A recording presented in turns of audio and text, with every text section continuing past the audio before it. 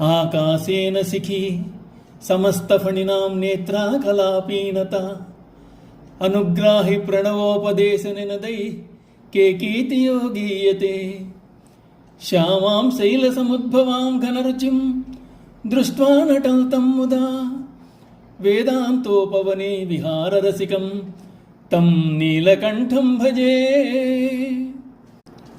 ఏ శివుడు ఆకాశమనే శిఖిని కలిగి వ్యోమకేశుడని పిలువబడుతున్నాడో, సర్పనాయకుడైన వాసుకి భూషణంగా కలిగినవాడో, నమ్రత గల వారిని అనుగ్రహించు స్వభావం కలిగి ఉన్నాడో, ఏ శివుడు ప్రణవమంత్రం యొక్క ధ్వని చేత గానము చేయబడుతున్నాడో, మేఘకాంతి వంటి కాంతి గల పర్వతరాజపుత్రి పార్వతిని చూచి ఆనందతాండవం ఆడుతున్నాడో, వేదాంతమనడి ఉద్యానవనమును విహరించటేందు ఆసక్తిని కలిగి ఉన్నాడో, అట్టి నల్లని కంఠము గల ఈశ్వరుడు నెమల్ని సంతోషంతో సేవిస్తున్నాను.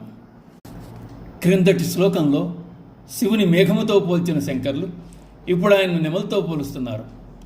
శ్లోకమునందు శివుని యొక్క లక్షణములు నెమలికి కూడా కలవని చెప్పి మహాదేవుని యందు మయూరత్వము నిరూపించుతున్నారు.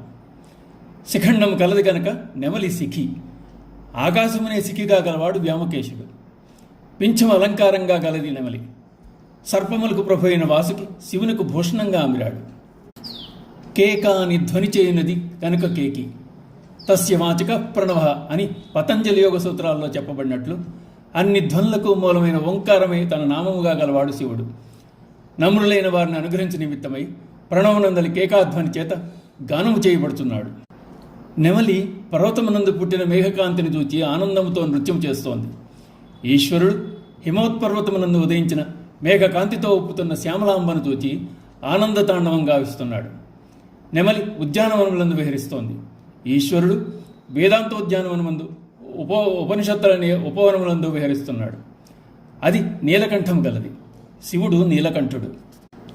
కావున వ్యోమకేశుడు, నాగయజ్ఞోపవీతుడు, ప్రణవోపదేశము చేత భక్తులను అనుగ్రహించువాడు, పార్వతీ వల్లభుడు, వేదాంత వేద్యుడు అగు నీలకంఠుని భజించెదను అని శంకరులు అంటున్నారు.